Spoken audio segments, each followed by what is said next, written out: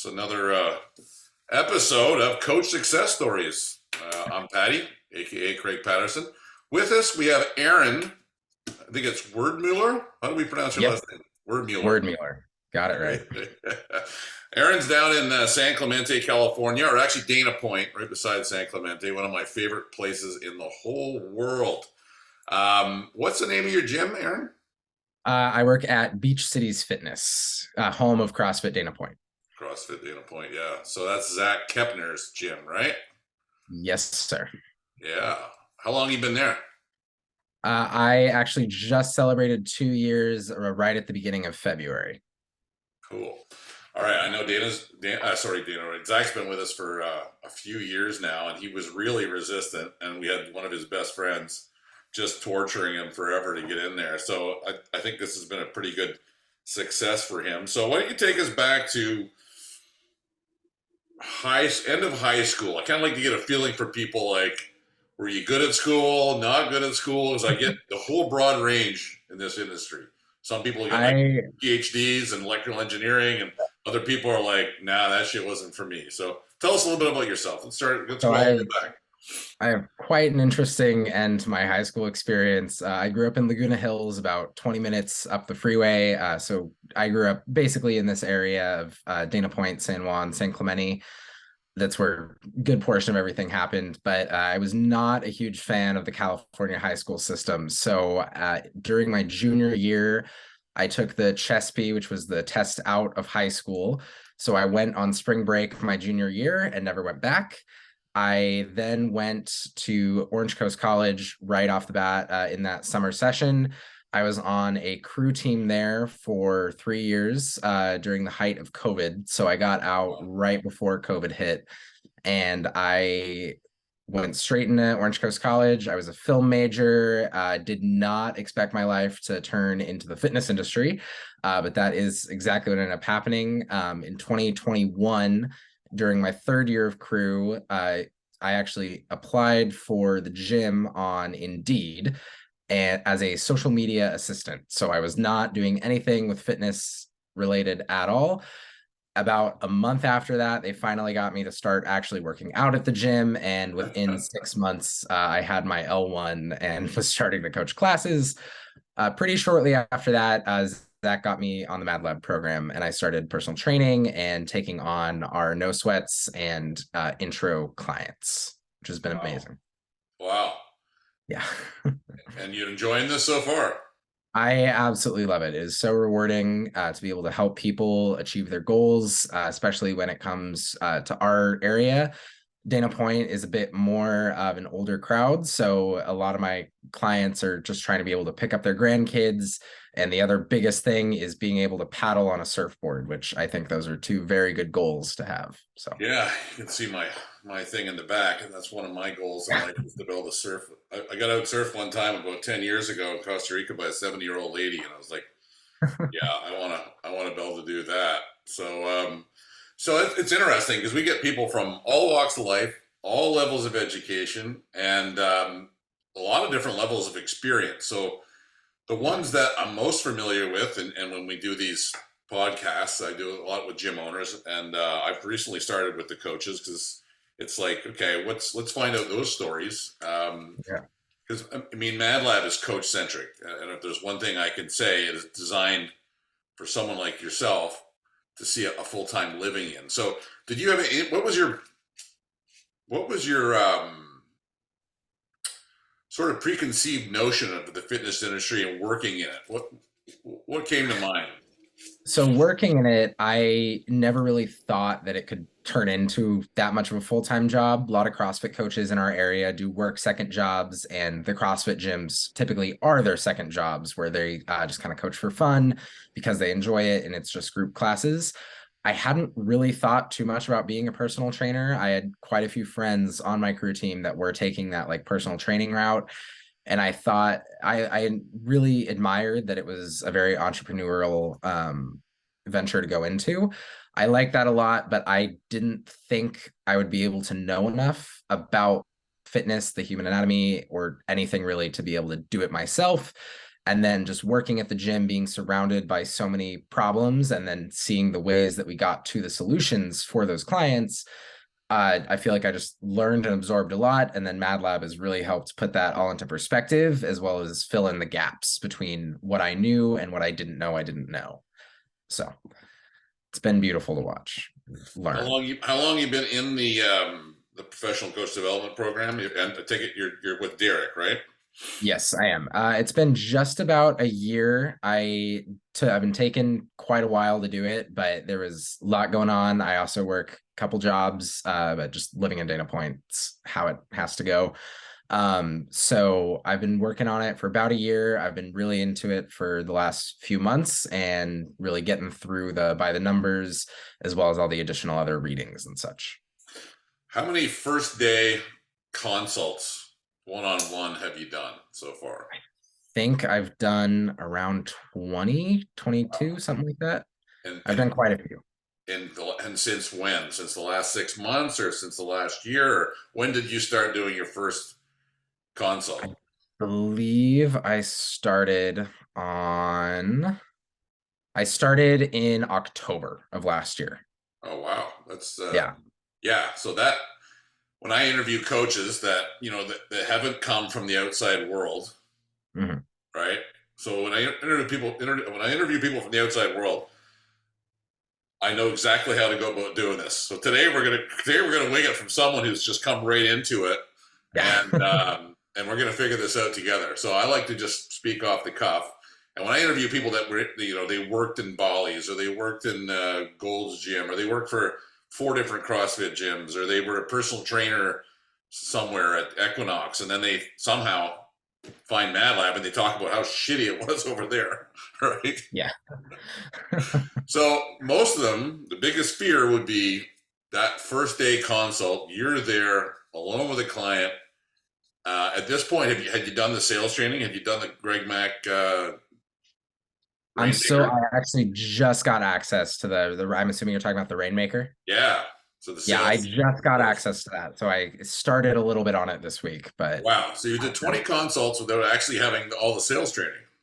and I've only had one no. Wow. So you closed 19 out of 20. Yep. Wow, that is incredible. Did you have any sales training or any background in sales before this? I've worked in retail for the last year and a half, and that was about it. But really, it came down to just really believing in the product I was selling, and it was definitely helps a lot. And a lot of people, when they come into a CrossFit gym, are obviously looking for something specific. So when you come in, and I know that you want this on some level, I find that makes it quite a bit easier to be able to close a sale. And even if I'm not necessarily the right coach to do it, I know exactly who to pass them off to. But even before MadLab, there were a couple people. I've been managing the gym longer than I've been coaching.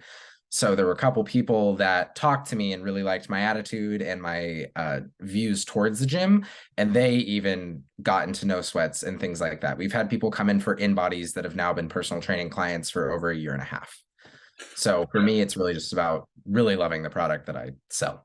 So your no sweat is the first day consult, right? You're sitting down with the client. Exactly. What does that look like? Take me through it. Say we got a prospective coach listening to this thing. Yeah. Take me through what that looks like. So for me, when I start my no sweats, typically I'll always text the client or give them a call a day or two before just to confirm they're coming in, know what they're like kind of getting into. I know that they are not going to be doing a workout, so it's just going to be a meeting to kind of go over, talk everything through. I use Trello, and I basically have all of my the list of questions that I know I need to get the answer to. So I basically use that as a template for the conversation. I always start out talking about the gym history, then my history with the gym, and then I get all of their information. So the waiver takes care of a lot of the boring stuff like birthday, name, email, phone number, that kind of stuff. So I really just get to dive deep into what they love about fitness, what they've done in the past, their likes and dislikes about that. And then we really just work on that, go from there, build a conversation about it. I've been a big believer in interpersonal communications forever. So being able to have that emotional intelligence to really connect with the client is my biggest asset to everything, because when you have that interpersonal connection, then the sale becomes barely a sale. You're basically just connecting with them, showing them this is a fit for you, or maybe this isn't a fit for you, or I have another coach that would be an amazing fit for you to be able to accomplish whatever you're coming in to accomplish. So I find that really building that interpersonal conversation around the template of the information you need to gather helps a lot. And a lot of those questions really do lead towards that and like what they're looking for, what their day-to-day lifestyle is, that kind of stuff. So really just making it sound not like I'm gathering information and more of a conversation about like, tell me about yourself, things like that. Where did you get the questions from? I use most of them from the MadLab course. So we had a couple that I added on, and then I really added like the what are you looking for in a coach? What are you looking for in a gym? That sort of stuff. And especially about the prior experiences, I find that asking what they liked and disliked about their prior experiences has been the biggest game changer. I started doing that about halfway through, and I find that that's really where that connection starts to build, because you're going over not just all the good, happy, fluffy stuff, you're also getting into what they didn't like about whatever their prior experience is, whether that was high school volleyball or 4 other CrossFit gyms. Right. The 4 other CrossFit gyms, what's the most common complaint? Most common complaint is usually like the coach that just says can't do a push-up, just do it, just figure it out. And it's like they just end up doing a worm push-up forever. And you're like, yeah, that's not exactly how we're going to build the strength to be able to do a full push-up from the floor. So Zach was always very focused on the infinite scalability of CrossFit. So being able to raise the surface on that push-up and get them to push up to a wall and then a higher surface, a 30-inch box, whatever it may be, just as long as those standards are met of chest hits, whatever the surface is your hands are on, keeping your hollow position tight, all that kind of stuff. It's really just about focusing on making that movement something that anyone can accomplish, no matter what your fitness level. Right. So it's not really scalability at that point. Would you say it's more like what's the word I'm looking for? It's more like it's a different movement almost, right?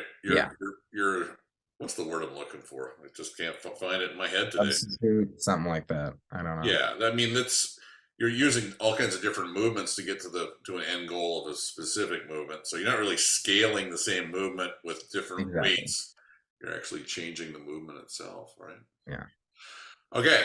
What are you selling people? So you're in there, you're figuring out if it's a good match, if you're a good fit together, and it's actually really remarkable if you're passing them on to other people, because usually people when they're starting, they get really self-centered, I would say, or focused. And I did the same thing. Like I would take anybody because I needed to, and I would learn from them, and I find out later it's not a good fit. So that's hats off to you there on that one. That's above and beyond or before your years. But what is their next step? If you guys both decide, okay, we want to move forward with this, what do they do next? And how much does it cost and this kind of thing? So we do minimum of 5 intro PT sessions. So it's not quite as many as the MadLab suggests, but our intro sessions are $100. So it comes out to a minimum of 5. We've had some people that will want to do PT only for 3 months and then go into classes. Those typically are the people that want to just get fit before they get into it. Other people will just want to learn the movements and then get fit in the classes. Both are good options, but basically we go over, I always schedule out their first 5 PT sessions, however long they want to take in that. I try and keep it below 3 weeks. So if someone comes in on a Wednesday, I just had someone, he had a no sweat yesterday. His first PT session was today at 10 a.m. We have all 4 of our next ones scheduled. From that 5th one, we'll decide, do you want to do more? Do you feel like you're ready for it? And then we'll move on to the membership options. So obviously we are on the hybrid memberships. I have a solid like 5 or 6 people on that, our middle ground option, which is that 1 PT a month. So those typically see results just a bit faster just because they're usually on the unlimited plan. So they're coming to class a lot more, really getting in the work. And then we get to meet up once a month, go over the form, their inefficiencies, as well as learning new skills in that. So after that sale is made, usually we go over which membership option fits them the best. Some people don't necessarily need 1 PT session a month. Their movements look great. I had a guy come in from a different gym that wasn't CrossFit, but was functional fitness. So he essentially knew everything except for Olympic lifting, which was great, super easy to work with. He had amazing body awareness, borderline perfect squat, and he still did his 5 PT sessions, but he's not someone I necessarily need to see one-on-one every month or every other week. So it just depends on what's best for that client. And All right, let's continue on with the client development process here. Why do you suspect, or why do you think your gym only has 5 personal training sessions before they go into the next hybrid membership phase? And when I say hybrid membership, anybody listening, it's a combination of personal training and a group, this kind of thing. Yeah. So I think our minimum of 5 came from like the MadLab template. We used the first 2 or 3 as a screening session.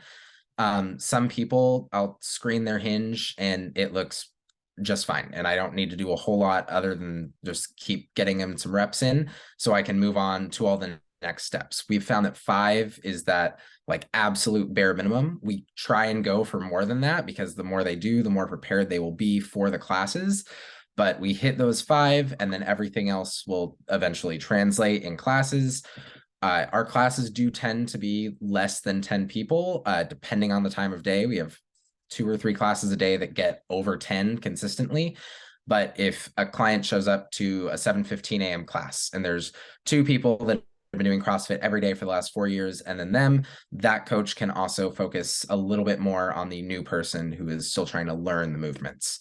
So obviously, if I don't believe that they're ready after the 5, we'll talk about that. We go through some more, but for the most part, most of the clients I've had have been fine at 5 and they will get into classes. Sometimes they'll text me if they have a question, but for the most part, everything will translate in pretty well. So it's a little more condensed than I'd like it to be, but also a $500 initiation fee with 5 PT sessions can be a lot for people. So it's all. It really. I understand both sides of it. I've done the math on a few thousand gyms now, and probably I don't know how many hundreds of thousands of people, and the equations kind of come out the same all over the place. Is that the longer you keep someone in personal training up to a certain point, then it starts to go down. Because personal training has a higher churn rate than a hybrid membership does. Like there's problems with personal training, right? Like it gets boring, maybe too intense a relationship. You don't have a community involved. All these different things contribute to this churn rate. But I found that, I used to sell 10. I just said, listen, we're doing 10. That was the way I did it. And then some smarter people than me came along and proved that if you do a 3-day assessment and then 10 or 12 or 15, I think the average is somewhere between 15 and 18 for the optimal, I would say the average person or the 80th percentile person to optimize the long-term retention. So did you ever go to Derek ever say anything to you about, hey, we should be doing more PTs before we get into... Yeah, but it really is about like people do have a pretty big hesitation about spending over $1,000 to first join the gym. A lot of people are more anxious to get into classes. We have quite a few people that have done more than 10, and it's great, good for them if they can afford it. But living in Southern California, having that higher price point, we do find just does not translate quite as well into retention. Retention is obviously like the biggest point, but we've also found that quite a few people in those 5 membership ranges have still stayed quite a long time. And before I was taking on No Sweats, our minimum was 3. And for the most part, most people did 3 and that was it. So it's like they sign up for 3, that's that. For me, I've had probably about half my clients sign up for 5 and then do at least 3 or 4 more, maybe even 6 more. You never know. But we've been steadily increasing it, and we're just trying to find that nice middle ground. And eventually I think we will get up to 10, but it's just taking us a while to go from 3 intro sessions to 10. So I think Zach is just trying to keep it a little bit on the lower side until we can steadily increase it. Well, it's supply and demand. And usually when you got a lot of demand, the supply dries up, and then the process becomes more and more and more refined for excellence, right? Yeah. You get through Greg Mack's Rainmaker 201. We should chat again. I think your mind will be changed. It probably 3 or 4 months. Changed my mind about many things. Well, you'll see how this thing develops. You're on the right path. There's nothing wrong here. You keep on. I like that the price is $100 an hour. That's good. That's the harder part. You know what I mean? Charging 10 at 40 is harder to correct than 5 at 100, right? But Yeah, and when we move up to 5, we also increase the price from 75 to 100. So yeah, I was scared at first because I was like, I sold my first like one or two, three PT sessions at, or I think five PT sessions at $75. And Zach was like, we're gonna up that price and just make it our typical PT rate. And I was a little scared, but it hasn't made any difference really. well, Aaron, if you're selling a $500 barrier to entry right off the bat, you obviously know you've got a really good basis on the interpersonal relationship part and having people trust you with giving you $500. So Yeah. if I was to say, hey, tomorrow you got to sell 3 sessions at $100 and then 10 more, 5 more at $500 Yeah. after, I bet you if that was the standard, Yeah. you would do it. I'm pretty sure. I'm gonna try. I'd make good dollars if you close 19 out of 20, right? Yeah. All right, let's move on. So, you got any other friends working at a gym that's not like a MadLab model gym? Not really, not that I can think of. I have one or two friends that aren't like super close inner circle that work at they personal train out of a self-made training facility, which is just a bigger private gym in our area that's more focused on personal trainers. There aren't that many people that just go there for a gym. Most people are personal trainers that rent out the space. One of my best friends does work at sort of a boot camp style interval training gym.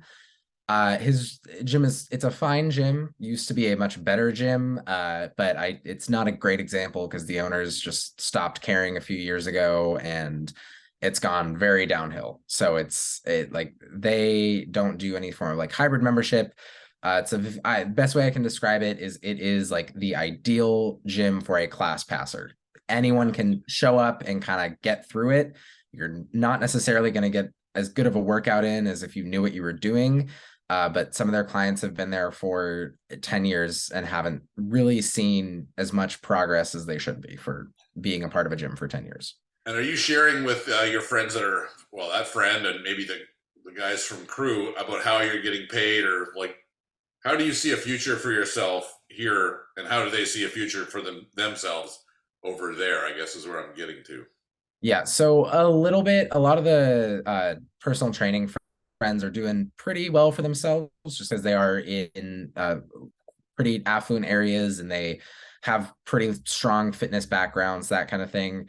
But they aren't very CrossFit inclined. They are pretty strictly personal training inclined. So I just guess I just haven't made all the connections with them that I need to. But honestly, I don't talk to them as much as I probably should. So. Okay, so let's get down some nitty gritty numbers. What is your take home so far? You started taking people in October. Where are you at next month? So next month, I think I'm going to be close to like 700, just about. So I'm still at that junior associate mark. So I'm working on increasing that rate up a bit. But I also do manage the gym. So I'm doing a lot more than just the personal training. So I do have other streams of income in that and then extra classes on top of that. So take home strictly from personal training is right around 700. Okay. So where do you want to get to? What can you see can you see a future for yourself? Can you see yourself 5 years down the road or 10 years down the road in this Absolutely thing? Yeah, so my goal is probably to get somewhere around that like $2,000 from personal training a month mark. It's going to be quite a few more clients, but I have broken that down into by 6 months, I want X amount of clients. By 1 year, I want even more clients, somewhere around the same, but I try and take on 2 to 3 more clients every month. And then obviously try not to lose any clients, but that like 2 to 3 client a month is a pretty solid rate for me to be able to still not burn out and also be able to onboard that many people in a month. Okay, so you say personal training clients. I'm a little confused. You mean by Right. new people coming into the hybrid to Yeah. the process? Exactly, because it is obviously more work like when you first start out in that process, just because Right. you have so many PTs up front. So I try my best to have that scheduled and have like one or two PTs in a day. And then from there, they just go onto the hybrid membership. I see them every so often. But honestly, I was not expecting to have as many one PT a month as I do. I was because a lot of our other coaches that were on this program were getting more like the base, which is one PT every 3 months. Yeah. So I was not quite expecting my number of once a months to be as high as it is. So I've been trying to balance that along with getting other people in because I find that for some reason, everyone in Dana Point wants to train at like 8 a.m. or 10 a.m. So it's been very strange trying to get everyone into those slots without them being full and being able to fit everyone into their own schedules as well as my schedule. So 2 years from now, let's say everything goes according to schedule, and to explain to people at home.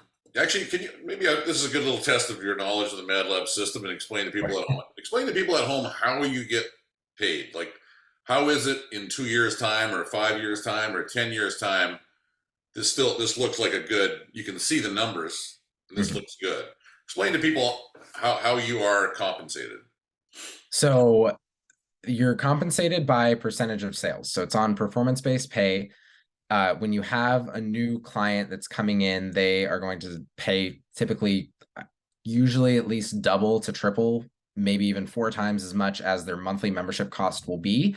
So you get a decent pay bump in that first month, especially if they sign up for a membership in that first month. We always prorate to the end of the month, so it's not insanely high, but typically you'll get good amount right in that first month that they're in your gym. And then after that, their membership, you make a percentage of that membership. So my clients that are on 4 PT sessions a year, I still get paid a portion of their membership, even though I don't see them one-on-one in that month. So that's where that sort of like passive income comes in, where you don't necessarily need to see the client or have that hour on the floor in order to be getting paid for that client. So it's about building that client base. And then as your sales grow, so does your percentage. So when you hit a certain range in that revenue generated, then your percentage bumps up a few percentage points.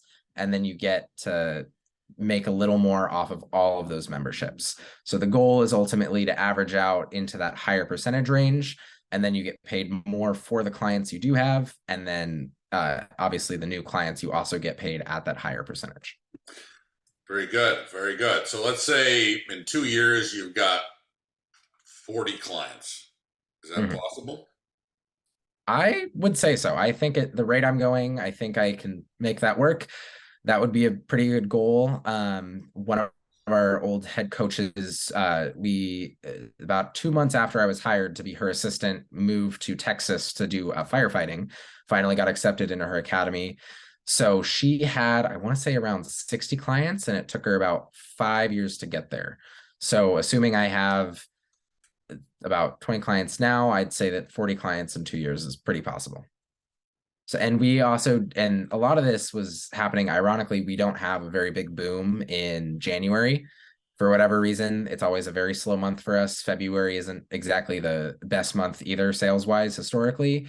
But aside from that, June is when we really start to pick up. So most coaches will have a good like 5 or 6 clients compared to the 2 or 3 that happen there. Part of that is because we are on PCH. Dana Point is gorgeous in the summer. If you've never been, it's amazing, and it's where everyone wants to be. Quite a few people move to South Orange County in the spring, so that's another big population boom for us. And then we obviously get a lot of those CrossFitters. So I remember I've been handling emails for the No Sweats. Even before I was taking them, I would handle the scheduling and such between the No Sweat and the other coaches. So I've always noticed a pretty big boom once we hit that like March, April, and May, and then June tends to be a bit more of a bump. Interesting. So Yeah. if you get to 40 clients in 2 years, how much are you going to make a month, and how many hours a week are you going to have to work to make that? Let's see. I want to say, I think I'm cheating with my calculator here. So about 4,000 a month. I believe this is at my current rate of the junior associate. Average You'd be at monthly the member, highest rate. You'd be at the highest rate then. highest rate. Okay. Yeah. I don't quite know In actually. 2 years' time, you should be at you going the way you're going. If you close Yeah, 19 out of 20, exactly. your first. The hardest part of this thing is finding clients. Second Yeah. hardest thing is making that connection and selling yourself and the gym and the fitness. The third hardest Yep. thing is keeping them all. So Yeah. 1, 2, 3, and maybe you could say keeping them all is the hardest part, and you could reverse I engineer that. But I you would know, say it is. yeah, So 40 clients, assuming 2 years time, average monthly membership would need to be $250. I believe that's somewhere around where I am right now. So that's pretty good for that. I would need 40 clients. My weekly class hours would be 5. My weekly hybrid PT hours would be 7. And according to the opportunity calculator, it would take me about 16 months to get there. So about a year and a half, which is pretty solid. and then how much you taking home? How much take home pay would be 4,500 a month. Right, and that's after taxes, after Yep. all in all in all. So you just described 13 hours a week, 4,500 a month. Take home, pretty good life. Pretty solid life for especially living where I live. I live a block away from the box, which you can see as a major perk or extreme detriment, but I love it. So I mean, people listening at home, these calculators came about through years and years and years of us describing here's how the opportunity works, and then we started doing algorithms to figure it out. And one time I had an app all about it, and then it became like we just figured out a really good spreadsheet and locked it. yeah, And I so love let's that do a little spreadsheet. more math. Let's say let's look at 24 months from now. You're bringing in 2 to 3 a month, or I don't know what is your goal, and then just let's see how many clients you get to, and let's see how many take home pay and hours. Let's just look at that again. Okay, I would say like 2 to 3 clients is a good average, counting in for the boom in summer and then less of a boom in like January, February. But I think that's, let's see.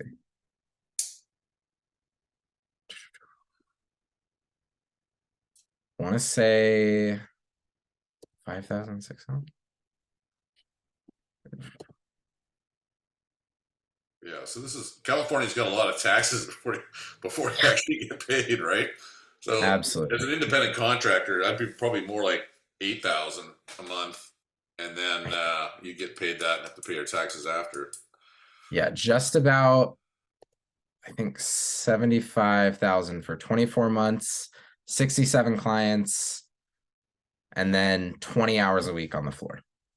And the take home pay is $7,500 per month. Yep. Yeah, that's probably topping it out at 250 a month. I mean, our membership is $300 a month for one PT every 6 weeks, Canadian dollars. But yeah, all right, that looks like a bright future. I would say so. What? Tell me about the MadLab Coach Development Program and how that's helped you and what that's meant so far. Yeah. So the coach development program for me, obviously like managing the gym, I've been learning about hybrid since even before I knew what MadLab was.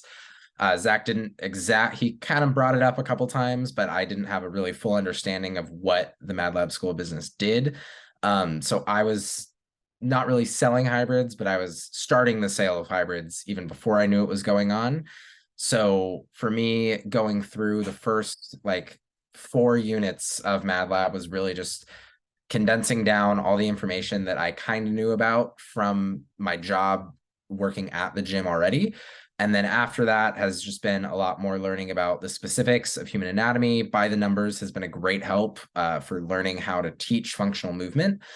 And now I'm working more towards the hybrid membership. And I think I'm like 2 units away from finishing the junior associate program. So that has really helped make a solid view of everything I've been doing and everything that I need to add to what I've been doing. Because now that I am taking on the clients and coaching people, I had some missing pieces that I needed to fill in. So doing that, especially as I've been personal training, has been extremely helpful just to know what's going on and understand the background and the reasoning behind a lot of that. If you had joined an F45 or an Orange Theory or another CrossFit gym, you think you'd be doing this job?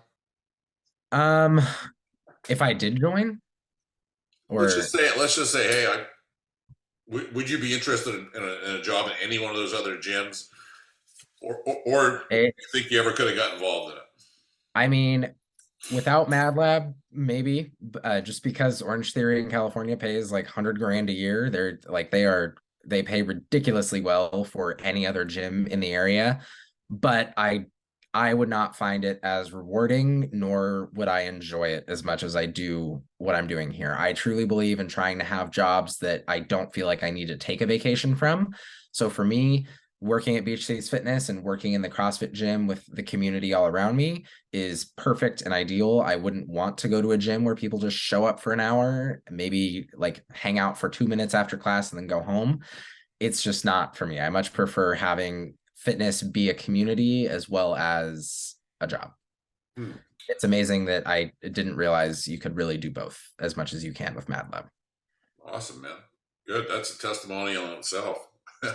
Usually at the end of these things, I ask for a 1 minute testimonial. But is there anything else you'd like to say about, coaching, the MadLab program, your gym? Anything else you'd like to add that you feel like you haven't gotten out? I feel like I've gotten most things out, but I just really love that it's so rewarding and it really is just performance-based pay. So as long as you're doing well and you're trying, it's just as rewarding. Work you put in is just what you're going to get out of it. And I love that. It's fair, it's even, and it's just everything you could ask for in a job doing what you love. And you see a future. Absolutely. Yeah. Awesome. Well, thanks a lot, man. I really appreciate you coming on with me here today. I feel like I could ask about 20 more questions, but I also feel that maybe we could get stuck in the minutia. I'm gonna have a talk with Zach, and maybe we'll come back here in 6 months and catch up with you. It could be a good little series. But I'm We'll gonna have a little reschedule. chat with Audrey, Zach, Derek. I see some things here that we should set as targets for you and for the gym, as maybe 6 month targets, and then we'll come back and revisit it and see where we're See where at. we're at. Yeah, I like. yeah. I think that if I said, okay, this is the law, and you're going to die unless you do it this way, Zach, and Aaron, I think the results. I mean, just put a barrel right in your put a barrel right to your heads and say, go make that happen. I Um, love it. yeah, and well, I think I don't know if Zach's done the questions makes me question if Zach has done the Rainmaker 201. He's so charming and good looking, maybe he can get away without it. I think, I, I think I that is wasn't. a big portion of it. You ever seen the man? It's hard to say no to him. Oh yeah, no, he's a beauty. He's a beauty. So I don't know. I'm gonna my so that leads me to think a couple of things. Okay, I'm gonna go do some homework for you, and we'll come back and do this in 6 months. Or 6 months after we start implementing, if he agrees. But yeah, I'm gonna get my hands dirty. We're looking at making some improvements to the PCDP again. Like every year, we go back and we look at, okay, what can we do better? So I've been Yeah. interviewing a bunch of coaches and owners, and yeah, there's a few things here I'm going to dig into. All right, to be continued. Thanks a lot, Aaron. I appreciate it, brother. Keep on the righteous path. Always.